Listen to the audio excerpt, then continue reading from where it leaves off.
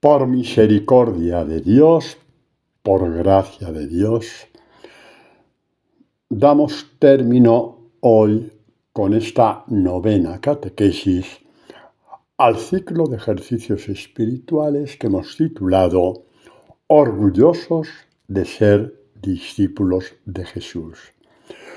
Para esta última catequesis, que es el broche de oro de todas las anteriores, le hemos puesto un título: ¿Quién es un discípulo de Jesús? ¿Quién es? ¿Qué somos los discípulos de Jesús? Somos hombres y mujeres exactamente igual a todos los demás, pero somos peregrinos hacia Dios nuestro Padre. Es un peregrinar que hacemos con Jesús, nuestro buen pastor. Esta peregrinación de los discípulos hacia el Padre, Jesús mismo dirá, ¿no?, en Juan 14:6, yo soy el camino, yo soy la verdad, yo soy la vida. Nadie va al Padre si no es por mí. Bueno, pues de nuestro buen pastor vamos peregrinos hacia el Padre, rompiendo él, podríamos decir, esa red de acero que separaba el cielo de la tierra, la rompió al encarnarse y la dejó totalmente abierta al resucitar, dejándonos el camino abierto a todos. Sí, vivimos en este mundo, tenemos un servicio en este mundo, también disfrutamos de las cosas muy buenas de este mundo, pero nuestros ojos son ojos de peregrinos. Sabemos que no tenemos aquí tienda permanente. Vamos de paso con los ojos puestos en Dios. Y en cuanto peregrinos, trazamos por obra y gracia de Jesús un camino con las huellas luminosas de Jesús. Esas huellas luminosas son nuestro servicio al mundo. Para que incluso aquellos que nos aborrecen un día sepan que esas huellas existen y pueden transitar por ellas y pueden un día también ellos caminar hacia el Padre. No odiamos a nadie, tampoco nos escondemos. Somos orgullosos de ser discípulos de Jesús, orgullosos de haber acertado al 100% en nuestra vida, porque vivimos en el mundo, pero con nuestros ojos, nuestra mente, nuestro corazón, caminando hacia el Padre, pero al igual que Jesús, haciendo el bien en este mundo, como dice San Pedro, dijo a Cornelio, Hechos de los Apóstoles, Jesús pasó haciendo el bien. Así somos nosotros. Hacemos el bien por obra y gracia de Dios con los ojos puestos en aquel que puede completar nuestra alma, porque nuestra alma no la completa nadie, absolutamente nadie, nadie. Está reservada a la esencia de Dios. Dios completa nuestra alma. Dios que es Padre, Dios que es Hijo, Dios que es Espíritu Santo. Visto así, ¿qué podemos decir? Qué maravillosa es nuestra vida. Nos pueden anunciar hoy mismo que tenemos un cáncer, pero eso no nos lo pueden arrebatar.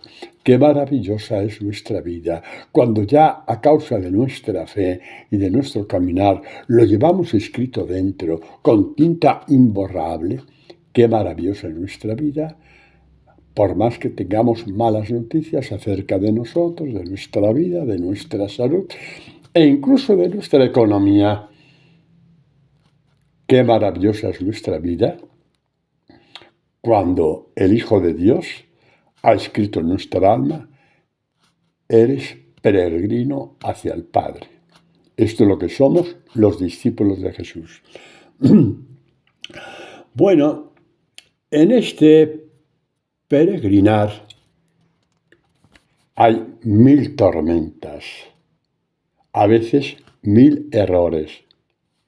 Bueno, los de errores a veces no los hay, pero el buen pastor está ahí. para volverlo. Te digo, oye, te has equivocado, ya, vamos, media vuelta, que te has salido del camino. Hay 1000 momentos de desánimo, no vale la pena. Mira cómo está el mundo, no vale la pena. Mira, todo el mundo miente, todo el mundo se aprovecha del otro. ¿Qué hago yo aquí haciendo el idiota? Sí, esos pensamientos existen.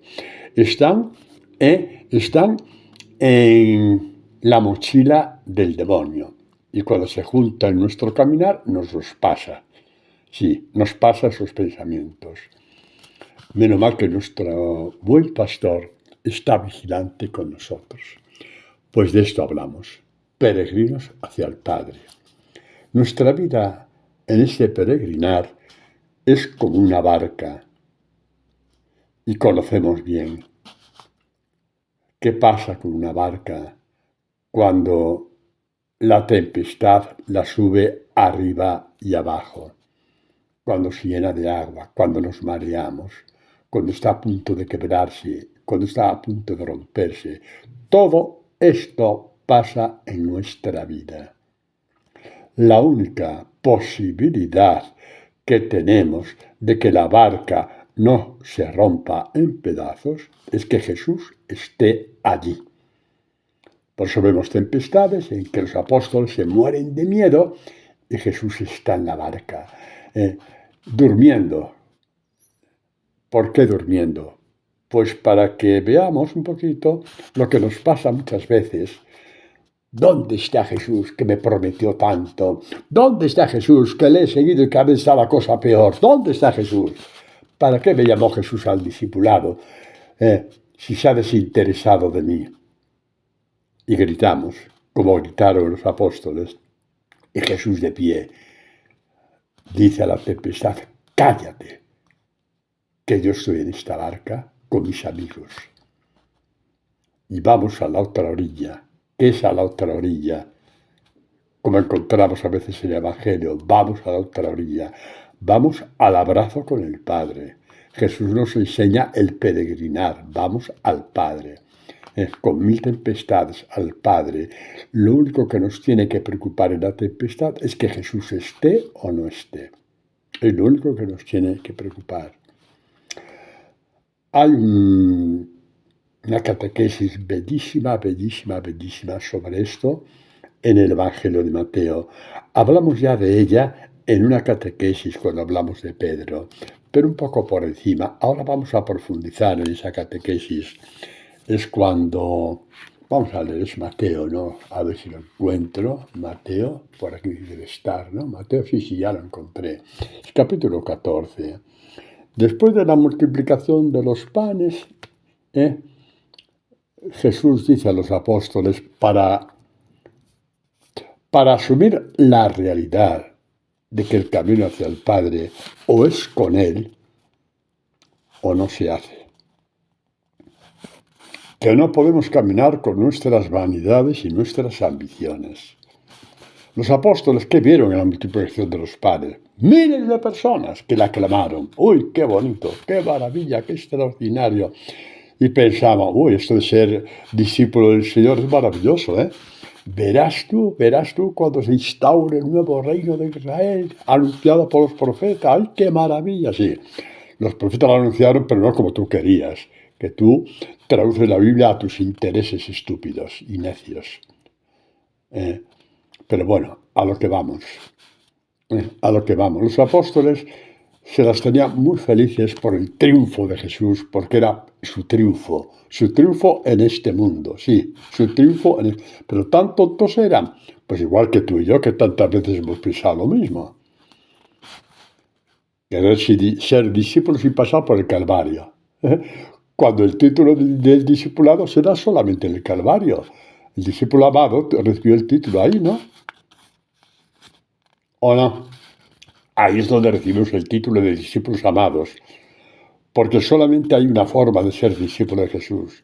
No hay 2 ni 3, no hay categoría A, B y C. No hay esa categoría A, B y C. No hay primera clase y segunda como en los aviones o en los trenes. No hay eso. No hay eso. No hay eso. El discipulado solamente queda ratificado al pie de la cruz. ¿Sabéis lo que pasa cuando al pie de la cruz, esto que os voy a decir ahora es un pensamiento que me viene en este momento? Esperemos que venga del Espíritu Santo, porque si no voy a meter la pata hasta la oreja. Pues os lo voy a decir, porque en este momento me está viniendo. ¿Os acordáis cuando la transfiguración de Jesús? Que estaban Pedro, Santiago y Juan y se quedaron como niños de 3 años, como cuando ven, qué sé yo, una novia, ¿no? Exactamente, ¿no? Fuegos artificiales, ¡ay, qué bonito, qué bonito! ¡Qué bueno es quedarnos aquí!, decía Pedro. ¡Qué bueno es! La transfiguración es el fin del peregrinar. Sí, hombre, sí. Porque la transfiguración, como dice Lucas, aparecieron no solamente Jesús, perdón, ¿quiénes eran? Elías y Moisés, también transfigurados. Quiere decir que el peregrinar hacia el Padre termina así, con nuestra transfiguración. Pero para decir qué bonito es estar aquí, que es el fin del peregrinar, tenemos que ver primero la gloria que supone estar al pie del Calvario y recibir el título de discípulos amados. Nos puede ir mal todo, pero saber que tenemos ese título te dice vale la pena haber vivido, vale la pena haber nacido. Tanta gente que maldice haber nacido, que incluso insultan a sus padres por haberles traído al mundo. Sí, esto pasa y lo sabéis. Das gracias a Dios por haber nacido, por haber conocido a Jesús, por entrar en su evangelio, por ver la gloria de Dios resplandeciente en tu calvario, en el tuyo, en tu cruz, sí, en tu cruz. Y saber que en ese momento Jesús te considera su discípulo amado. Y dices que bueno es estar aquí. He pasado por todo, pero ha valido la pena, ha valido la pena. Y esto es la puerta de entrada a tu transfiguración que ocurrirá cuando tu peregrinar haya terminado. Lo mismo si tienes 15 años que 98. Termina el peregrinar con nuestra transfiguración. Dignos hijos de Dios, el transfigurado por excelencia, exactamente, ¿no? Nuestro peregrinar. Mirad que ya antes de entrar en esto que os he dicho de Pedro y la tempestad, decir que hay un salmo, que es el 84, bueno, muchos salmos, son todos profecías del Evangelio, profecías sobre Jesús, profecías sobre sus discípulos, ¿no? Sí, eso ya lo ha dicho la Iglesia, sí, en el Concilio Vaticano II. Pero mirad que el Salmo 84 habla de la alegría indecible del salmista porque hace una peregrinación hacia Jerusalén, donde ahí sabe que está el Dios vivo. Es una figura, una imagen bellísima, bellísima, bellísima de nuestra peregrinación hacia el Dios vivo, que culmina con nuestra muerte. Sí, es un anuncio profético de la catequesis de hoy. Salmo 84. Qué deseables son tus moradas, Señor, Dios mío. Qué deseables, cómo deseo tus moradas. Mi alma anhela y languidece tras los atrios de Dios. Los atrios, es decir, ya estás en presencia de Dios en el lenguaje bíblico. Mi corazón y mi carne retozan de alegría en mi caminar hacia el Dios vivo. Hasta el pajarillo ha encontrado una casa y una golondrina. Y la golondrina un nido donde poner sus polluelos. Cuanto más yo que voy hacia Dios. El Salmo es precioso. No me meto más en el Salmo, ya lo sabéis, Salmo 84, porque es la última catequesis y vamos un poquito a lo que me parece la esencia de esta catequesis. Es un caminar siempre sobre el mar. ¿Por qué sobre el mar? ¿Por qué sobre el mar habiendo autopistas? Vamos, hombre, si hay autopistas de peaje, yo lo pago. Eso es. Hala, lo pagas como pagas una comida en un restaurante, ¿no? Una autopista de peaje solo para ti. Es en el mar. ¿Por qué? Porque ya hemos dicho que en la otra orilla está el Padre esperándonos. Y solamente si estás en el mar, sabes que hay la otra orilla. ¿Qué crees? ¿Que sabes más que Dios? Pues no, es así. Padre, qué bonito, lo es. Es precioso, lo es. ¿Y qué hago yo solo en el mar? No, tú nunca estarás solo en el mar.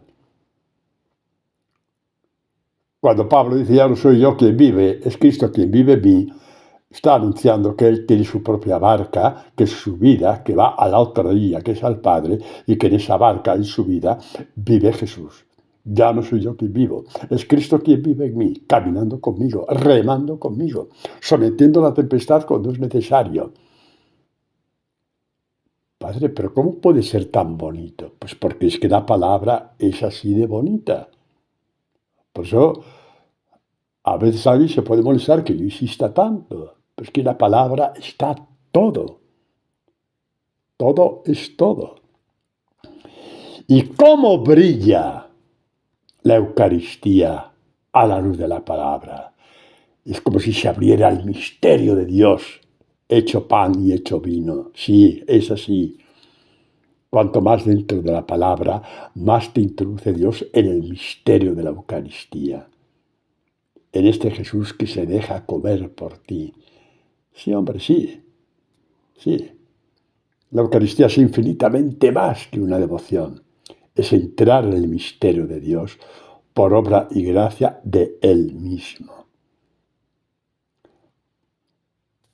Pues vamos a ver esa travesía de los apóstoles, que es una imagen de nuestra travesía hacia la otra orilla, hacia el Padre.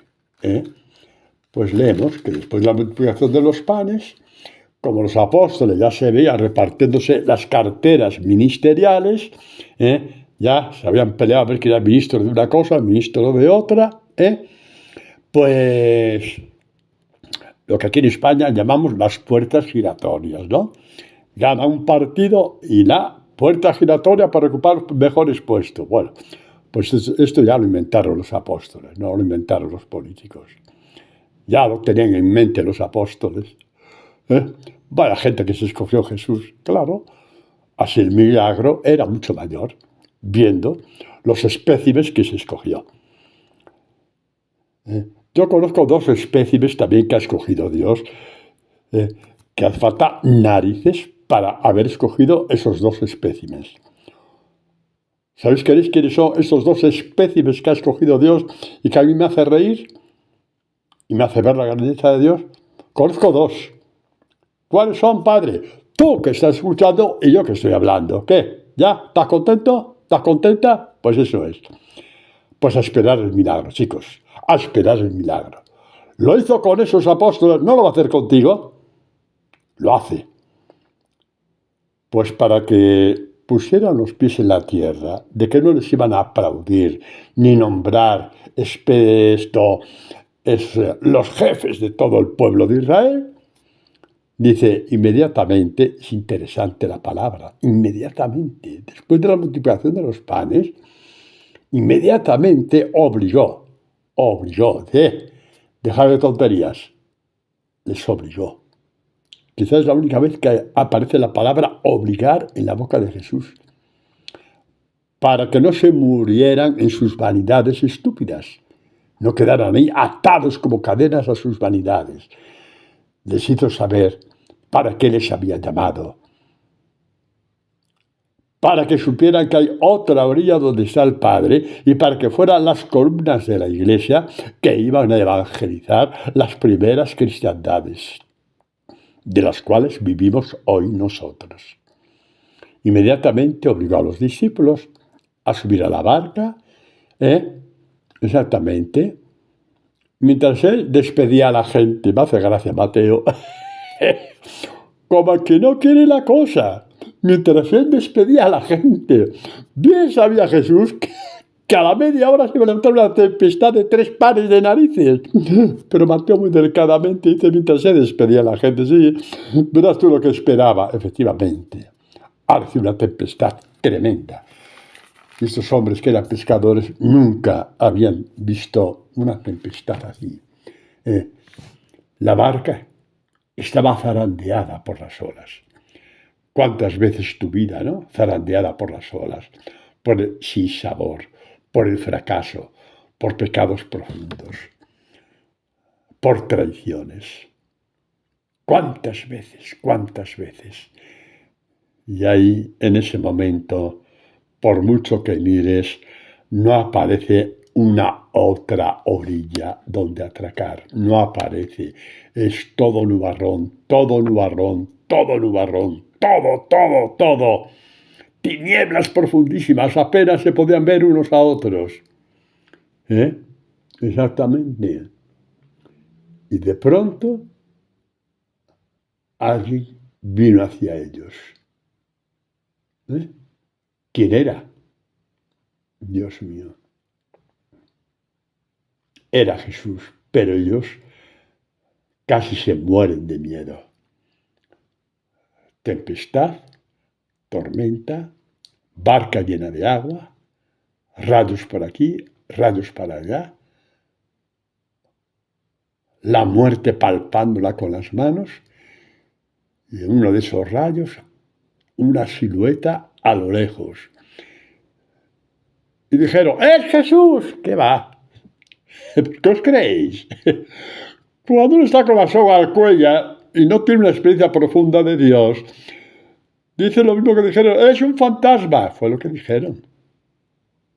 Lo que faltaba, un fantasma, un fantasma. Qué mala suerte es lo que me pasa en la vida. Es lo mismo que decir un fantasma. Qué mala suerte he tenido, qué mala suerte he tenido. Peor que un fantasma. Y al instante Jesús les dijo, ánimo, no temáis, soy yo. Ay, Dios mío, me quedo sin aire y sin respiración. La delicadeza de Jesús. Al instante, inmediatamente, la palabra de Dios. Ánimo, no temáis que soy yo. Es una palabra que tiene que ir al encuentro de sus miedos, pero también de sus incredulidades. ¿Qué va? Fantasma. La palabra fantasma viene de fantasía. Es una fantasía. Son cuentos que me contaron mis padres y mis abuelos. Vete tú a saber qué hay después de la muerte. Venga ya, hombre. Venga ya. Con esa vida miserable que tengo. Venga ya. ¿En qué voy yo a soñar? ¿En qué voy a soñar yo? Y va Jesús y la palabra es ánimo. Tiene que ver con el alma. Ánimo viene de ánima. Que soy yo. Soy yo. Es el nombre de Yahvé. Yo soy. Aquí en la Biblia que yo estoy leyendo ahora dice que soy yo. Me parece muy mal que haya sido traducido así. Porque lo que Jesús dice es ánimo, yo soy. Y un judío sabe muy bien qué significa yo soy. Yahvé. Los apóstoles entendieron que se había presentado como Dios. Como Dios. Como Dios. ¿No? Y como la zozobra no termina, como están en la duda de si es Jesús o es un fantasma, una fantasía que me contaron mis padres y mis abuelos, o me la contaron en el colegio o donde fuera, en la parroquia, cuando hice la primera comunión o la confirmación,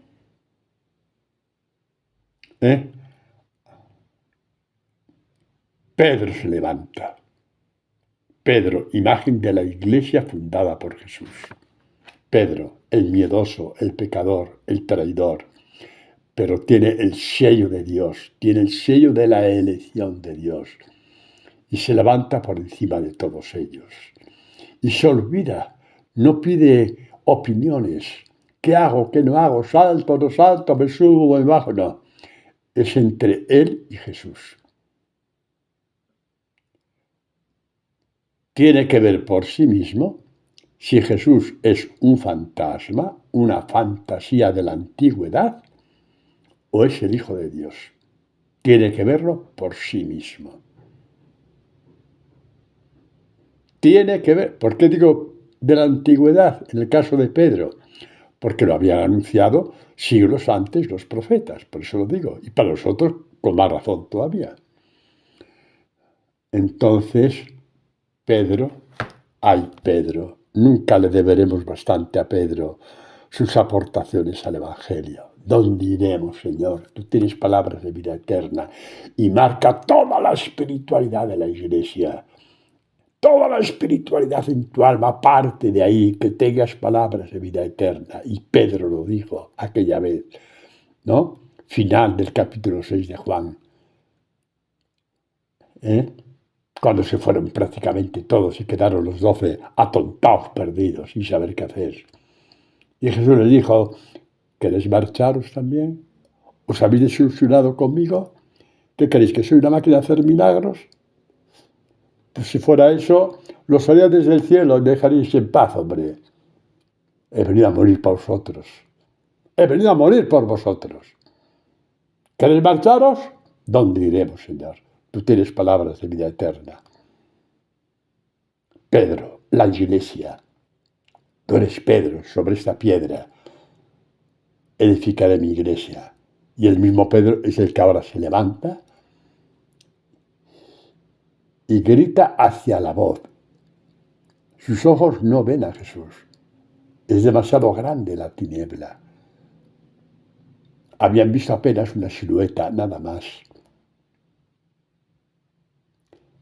Pero Jesús, ahí está. Y Pedro se tiene que jugar toda su vida a una carta. ¿Qué carta? ¿Qué carta? Que Jesús sea un fantasma, una fantasía, o que sea el Hijo de Dios. La fe adulta va por ahí. La fe adulta va por ahí.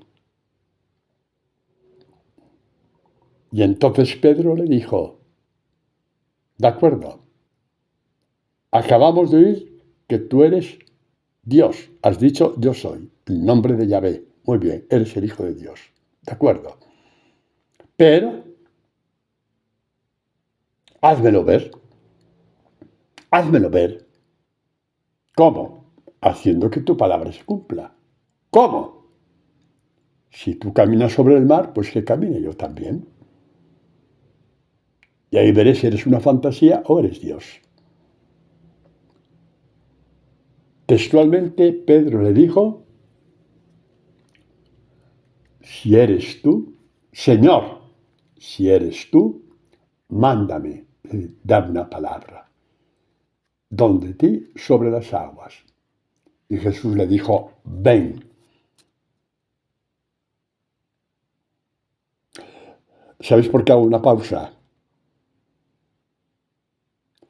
Porque ven es la puerta abierta del discipulado. Ven, venid conmigo, dijo a Pedro y a Andrés. Ven, le dijo a Mateo cuando estaba sentado a la mesa de los impuestos. Ven, que vamos a coronar tu discipulado. Ven, te enseñaré a caminar sobre las aguas. Ven. Y Pedro saltó de la barca. Y los demás apóstoles que dijeron, este Pedro está más loco que una cabra. Ha oído no sé qué por ahí, olas de 8 metros que golpea la barca y salta a las aguas porque alguien ahí a lo lejos le ha dicho ven. Esto es la fe. No vamos porque se nos metan cosas en la cabeza, porque tenemos una emoción en el corazón, porque todo eso es bueno. Pero vamos al discipulado porque todo el Evangelio de Jesús todo el Evangelio de Jesús está condensado en esta palabra: ven. Ven con la barca de tu vida, que según tú no vale para nada. Ven con esa barca que se deshace, a ver si resiste o no al embate de las olas. Ven. Y Pedro saltó. Pedro, nuevo Abraham, creyó contra toda esperanza, contra toda lógica, contra todo sentido común. Contra todo sentido común. Se me está ocurriendo una cosa y os lo voy a decir. Imaginaos que Pedro tiene ahí 16 años y que la barca está su padre. Y el padre ve que Pedro está ahí medio atontado hablando con no sé quién. Le voy a saltar de la barca, le coge el padre del cuello y debe dar un par de bofetones como saltes. ¿Os estáis riendo? No, es así. Cuántas veces gente se nos interpone para cumplir la palabra de Dios, porque nos ve que estamos un poco medio así. Pero Pedro saltó. En contra del parecer de todos, saltó. Hay gestos del Evangelio que los tienes que hacer solos, aunque estés en un grupo, aunque estés en una comunidad. Hay gestos que son entre tú y yo, entre tú y Dios. Y Pedro saltó. Y por no alargarme mucho, aunque esto es el centro de la catequesis, caminamos hacia el Padre sobre el mar. Un mar encrespado, una barca vieja, astillada, que se rompe. Pero en la barca está Jesús. Ya no soy yo quien vive, es Cristo quien vive en mí. Ahí está. Y te dijo, ven cuando te llamó. Y te vuelve a decir, ven cuando dudas. Y te dice, adelante cuando piensas que la barca se va a romper. ¿Hay una forma más maravillosa de disfrutar de la vida que esta? No la hay. No la hay. No la hay. Una vida en donde vamos venciendo a la muerte un día tras otro. Vamos venciendo a la desesperación un día tras otro. Vamos venciendo a la incredulidad un día tras otro. ¿Hay mayor aliciente de vivir que esta? No lo hay. El aliciente de seguir a Jesús. Pero hay la tentación, hay la debilidad. Y Pedro empezó a caminar. Al principio, uy, pues qué bien, uy, qué bonito, uy, Dios mío, mis sandalias, qué bonitas que son, mira, no se meten en el agua, uy, qué maravilla.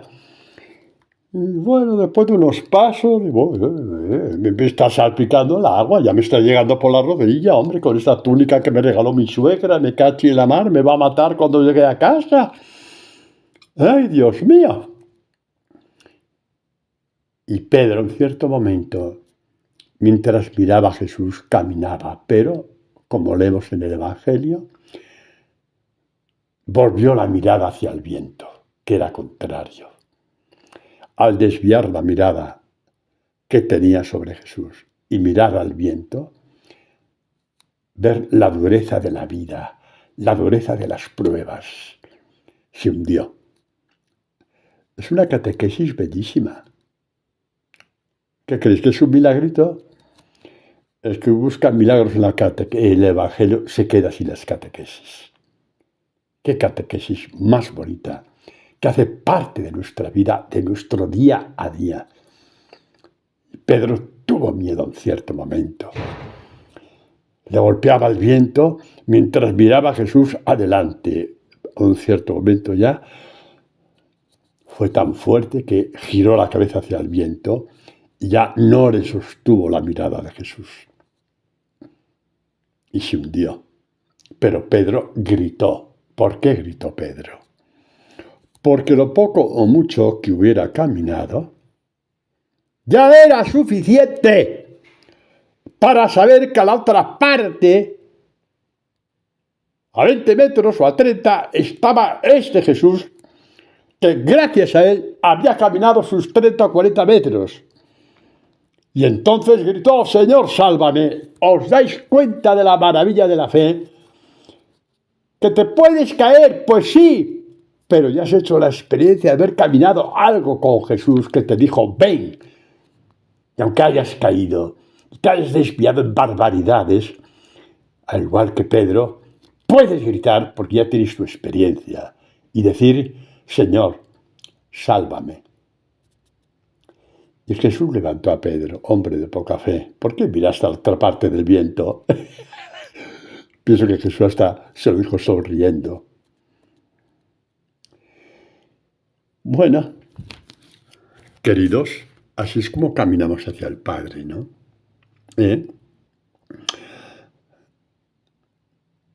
Los fariseos no se enteraron de esto. Les faltó la audacia de Pedro. Señores y señoras, sin esta audacia de Pedro es imposible creer en el Evangelio. ¿Y qué hacemos? Lo podamos, como hacían los fariseos, podaban la palabra y se llenaban de rezos. Y el Evangelio estorbaba y sobraba. Pero como a un cierto punto era tan evidente que lo que decía Jesús era el cumplimiento de los profetas, Isaías, Jeremías, etc., la maldad se encumbró tanto, que dijeron: nos lo quitamos de en medio, porque cada vez que habla nos hace jirones el alma. Pobrecitos. No se daban cuenta de que tenían el alma desierta, podrida, maloliente, por haber abandonado al Dios vivo, como dijo a Israel una vez Jeremías 2:13. Dios habla por medio de Jeremías: de este pueblo mío ha abandonado el manantial de aguas vivas para hacerse cisternas agritadas, aljibes, que no retienen el agua, y encima, al tener rendijas por toda parte, está llena de bichos, de arañas, de moscas, de todo. Así era el alma de los fariseos. Y como no podían soportar que Jesús les dijera eso, acabamos con él. Y Jesús dijo: Padre, perdónales. ¿Cuántos sacrificios para nada? Porque no te conocen. Y porque no te conocen, no saben lo que hacen. Es tremendo, ¿no? Es tremendo. Es tremendo.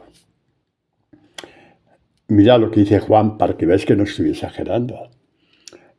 Lo que dice Jesús en el capítulo 8 de Juan, ¿no? Versículo 54, cuando le preguntan: ¿tú quién eres? Das testimonio de ti mismo, etcétera, etcétera. Es la misma cantinela. El que no se quiere convertir siempre tiene 40 argumentos para no convertirse. Tenía argumentos contra San Francisco, contra San Ignacio, contra Santa Teresa, contra San Juan de la Cruz, contra Teresa de Calcuta. Con tal de no seguir sus pasos, mil argumentos. Siempre. Siempre. Total, que Jesús les dijo: si yo me glorificara a mí mismo, mi gloria no valdría para nada. Es mi Padre quien me glorifica, de quien vosotros decís: Él es vuestro Dios. Y sin embargo, no le conocéis. Es tremendo lo que dice Jesús. A unos hombres que sabían la Biblia de memoria. Por lo tanto, si la palabra está en la mente y no en el corazón, por más que yo hablo de la palabra un día sí y otro también, ahí sí digo lo que tengo que decir. Que no nos pase como los fariseos, empezando por mí, de tener la palabra en la cabeza y no en el corazón. Porque entonces rezaré con la cabeza, pero no con el corazón. Y nunca haré la voluntad de Dios. Mientras rece con la cabeza, nunca haré la voluntad de Dios. Haré mi santa voluntad. Lo que a mí me apetezca desde mi corazón, no habitado por la palabra, no habitado por Dios. No habitado por la palabra significa no habitado por Dios. Padre, me está asustando. Si esto va por mí también, hombre. Que he vivido así yo también.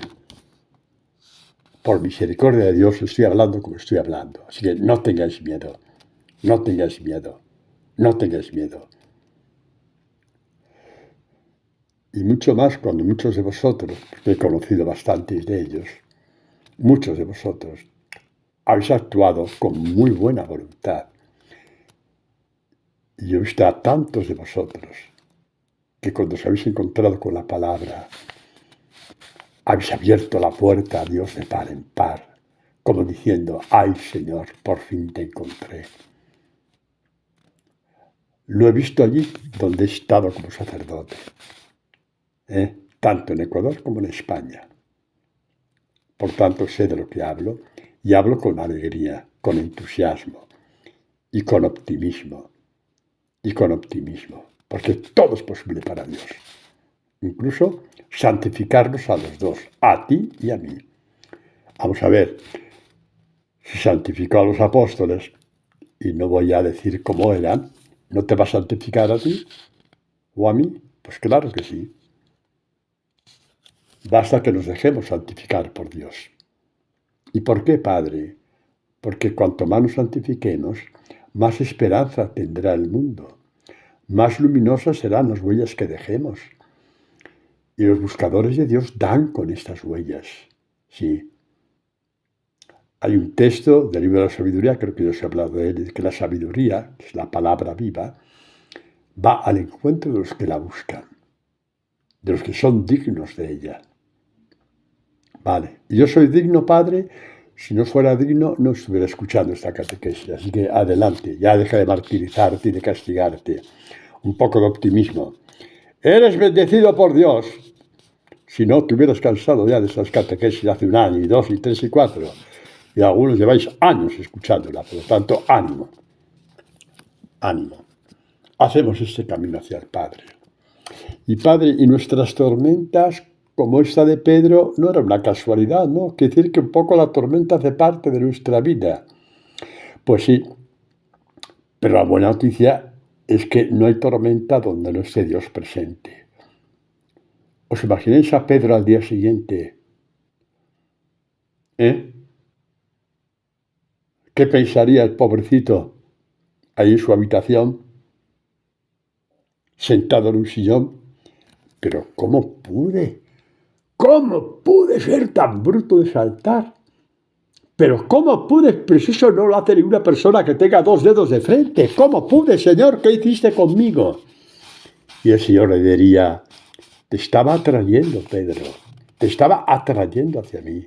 Y por eso te quité el miedo. Y por eso dijiste, quiero ir donde ti.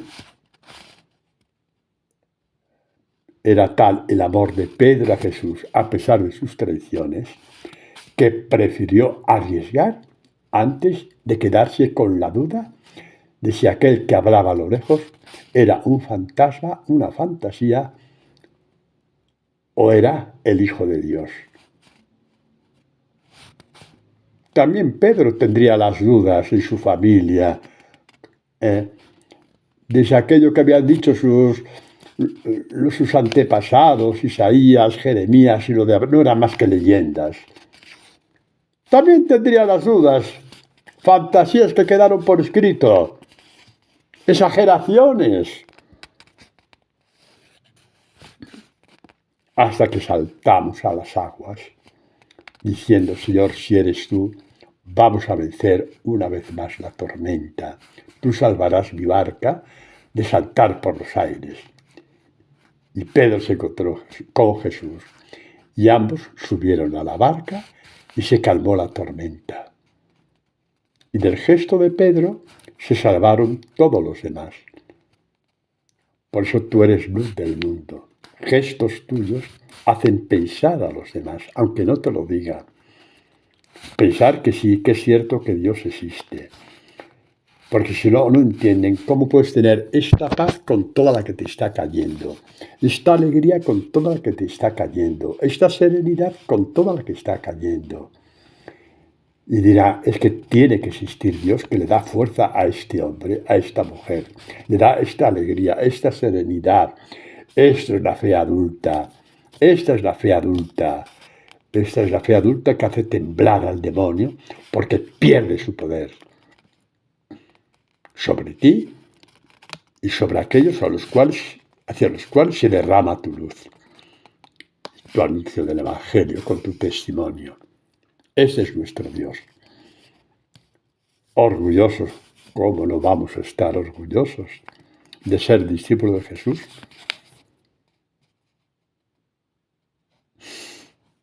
Escojamos 20 santos en este momento. No voy a decir nombres porque no hay que ponerlos. Los podemos llamar en este momento y podríamos decir, mira, como ahora está eso de las videoconferencias, que todo el mundo las ve, vamos a pedir un milagro a Dios. Todo el mundo va a ver en su televisión, por videoconferencia, las 20 tempestades que habéis vencido y que las vean. ¿Qué diría el mundo? Se lo volvería loco. Y dirían, y pensar que no les hicimos caso. Pero si yo me hubiera muerto a la primera ola que me salpicara. Estos caminaron, vencieron el mar porque Jesús estaba con ellos. Queridos, esto no es una fantasía. Somos luz del mundo también cuando nos ven que nos sobreponemos a situaciones donde todo el mundo se cae, se desespera, se desanima, se desesperanza. Tú sigues de pie. Esto es tu luz en el mundo. Esa es tu luz en el mundo. Nuestras tormentas, aparte de las personales, por nuestra historia personal, de mil cosas que nos pasan, etc., pues hay tormentas que vienen marcadas por el discipulado. Por eso Jesús, en la última oración al Padre, capítulo 17 de Juan, ve a esos que tiene ahí 11, Judas ya se ha ido, con la cara marchita, no saben qué hacer, si marcharse, no marcharse, se acabó todo, dicen que va a resucitar, vete tú a saber. Claro, ha hecho muchos milagros, pero ya la resurrección es otra cosa, ¿eh? Eso sí que es una fantasía gorda. Y ahí están macilentos, sin saber qué hacer. Y el problema que tienen es que aman a Jesús. ¿Y qué van a hacer? No saben a qué atenerse, pero aman a Jesús. Y Jesús, que les ama a ellos más todavía, mucho más, igual que te ama a ti y a mí, mucho más que lo que tú y yo le amemos a Él, Jesús le dijo al Padre, Juan 17:14, les he dado tu palabra, y el mundo los ha odiado porque no son del mundo. Les he dado tu evangelio, que es una sabiduría que no es la de este mundo. Estarán siempre en el ojo del huracán, porque son un testimonio de sus mentiras, de sus veleidades, de sus vanidades. Y como nadie quiere ser descubierto, hay que apartarlos. ¿No? Dice, no te pido que los retires del mundo, estoy continuando la lectura, que los guardes de Satanás, que los guardes, los protejas. Les hagas más fuerte que todo el mal de Satanás. Ellos no son del mundo, como yo no soy del mundo. Y mirad qué bonito es esto. Santifícales en la verdad. Tu palabra es verdad. Santifícalos en tu palabra. ¿Qué queréis que yo invento cuando hablo de la palabra, la palabra, la palabra? ¿Me queréis tan listo de saber inventar esas cosas? No, lo dijo Jesús textualmente. La santidad viene de la palabra.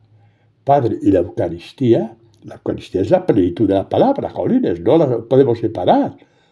No la podemos separar. La palabra hace mucho más luminoso el misterio de la Eucaristía. Y el misterio de la Eucaristía hace al mismo tiempo más luminosa la palabra. Santifícalos en la verdad, en tu evangelio. Incluso esos que no les entra en la cabeza, santifícales. Poco a poco irán entendiendo que su vida con mayúscula está en el Evangelio y lo cumplirán paso a paso, palabra a palabra, frase a frase. Tu Padre, no los dejes, santifícalos.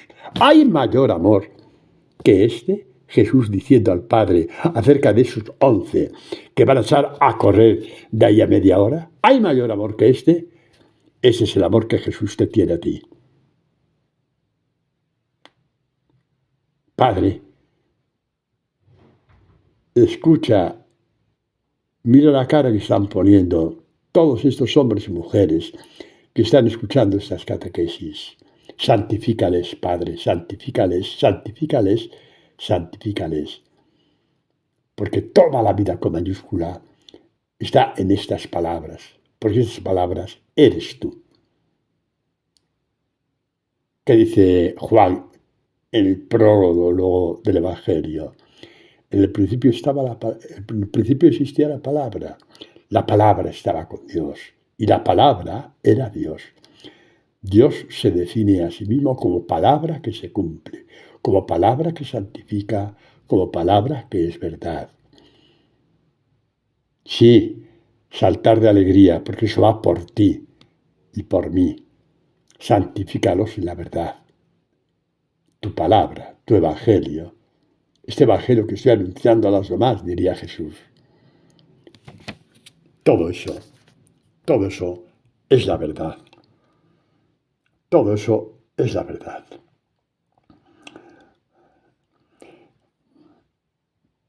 La vida está en Jesús, en nadie más. Separa a Jesús del evangelio y te quedas sin la palabra que te da la vida. ¿Qué te parece? No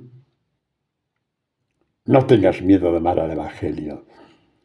Hay una relación inequívoca entre amor al evangelio y amor a Jesús. La medida es tu amor al evangelio. Y repito, y ahí metemos la Eucaristía. Porque la plenitud del evangelio es la Eucaristía.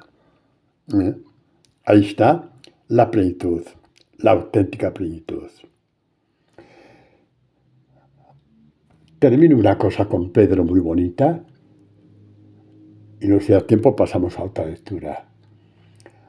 Cuando Pedro miró a la otra parte y vio la fuerza del viento que le golpeó la cara y se hundió, el viento le hundió. Pedro ya tenía la experiencia de Jesús y gritó. Y Jesús le levantó. ¿Sabéis por qué? ¿Sabéis por qué Jesús levantó a Pedro? A ver, no me saquéis documentos. No me saquéis, qué sé yo, revelaciones de San Pepito Grillo. Lo cumplió porque, levantó a Pedro para cumplir lo que había proclamado en el Salmo 23. El Señor es mi pastor, nada me falta. Por prados de fresca hierba me apacienta. San Agustín comenta, ¿os acordáis?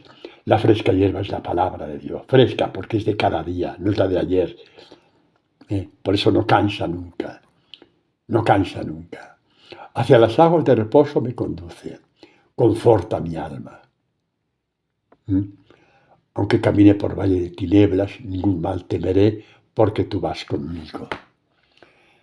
Por el honor de su nombre. Por el honor de su nombre, el buen pastor. Por el honor de su nombre. Y el honor del nombre de Jesús estaba en juego aquel día de la tempestad. Por el honor de su nombre, Jesús había dicho, ven. Si dejaba a Pedro hundirse, después de que él le había pedido, si eres tú, déjame ir sobre las aguas, Jesús no hubiera hecho honor a su nombre. Por el honor de su nombre, le extendió la mano y lo levantó. Y le ayudó a creer. Hombre de poca fe, te había dicho, ven, no te iba a fallar. Por el honor de mi nombre, no te iba a fallar.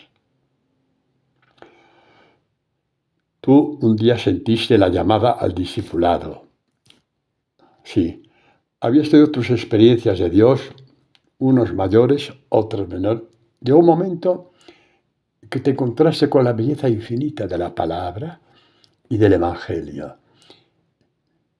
Y aquello fraguó la llamada al discipulado. No contabas con tormentas, pero es que en aquella llamada Jesús te dijo el mismo ven que dijo a Pedro. Y tú tendrás que aprender a gritar como Pedro. No tengas miedo. Pedro gritó, pues grita tú también. Por el honor de su nombre, Jesús te levantará. Te dirá hombre de poca fe, mujer de poca fe. ¿Por qué has dudado? Hala, continuamos. Te lo va a decir 1000 veces. ¿Sabes por qué te lo va a decir 1000 veces? Porque Jesús tiene 1001 vez para levantarte por el honor de su nombre. Esta es la belleza infinita del discipulado. Mis queridos y mis queridas, terminamos los ejercicios. Dios ha sido muy grande con nosotros. Quedan apenas 5 minutos. Y me quedo con eso.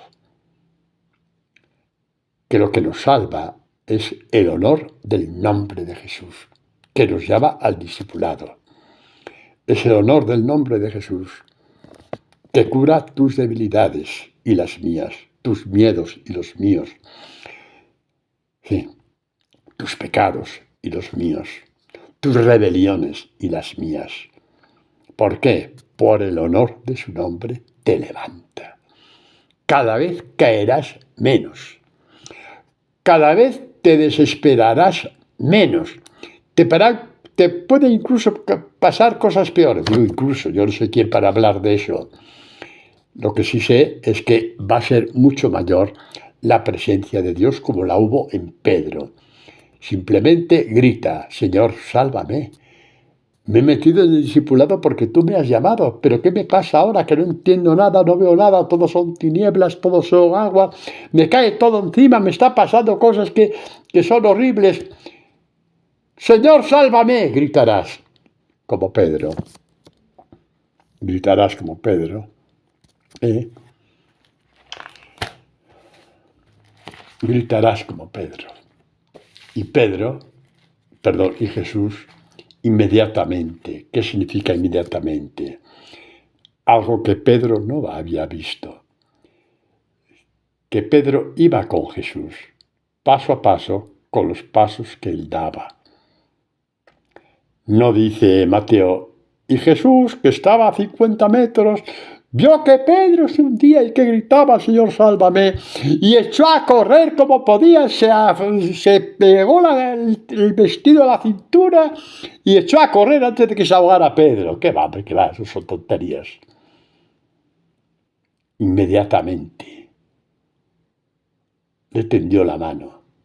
Pedro no iba solo sobre las aguas. Quédate con esto, como broche de oro de los ejercicios. Quédate con esto, como broche de oro de estos ejercicios. Es bueno para ti y para mí. Que nunca estás solo en la tormenta, que nunca estás solo al caminar. Que cuando Jesús te dice, ven, tú dirás a Jesús, ahí voy, Señor. Aunque las aguas caigan sobre mí, yo sé que tú estás ahí. Voy, Señor, porque te amo. Voy, Señor, porque me has puesto miel en la boca con el discipulado y no lo voy a tirar ahora por la ventana, por la borda, por unos miedos que tengo en estos momentos. Señor, dame fuerza para defender el discipulado. Dame fuerza para defender el discipulado, que no me lo arrebate Satanás con las 1000 pruebas que me están pasando. Señor Jesús, por el amor de tu alma, por todo lo que has hecho por mí, sálvame, discipulado. Dame tu mano y vuelve una vez más a levantarme sobre las aguas y pueda ver tu rostro y abrazarte, porque tú eres mi maestro. Tú eres mi Señor. Tienes honor a tu nombre y porque tienes amor a tu nombre, sigo caminando en la fidelidad sobre las aguas a pesar de tantas caídas. Amén. Bendito sea Dios por todo lo que nos ha dado en estas 9 catequesis. pasadlas a los demás, no os quedéis con esta miel de Dios.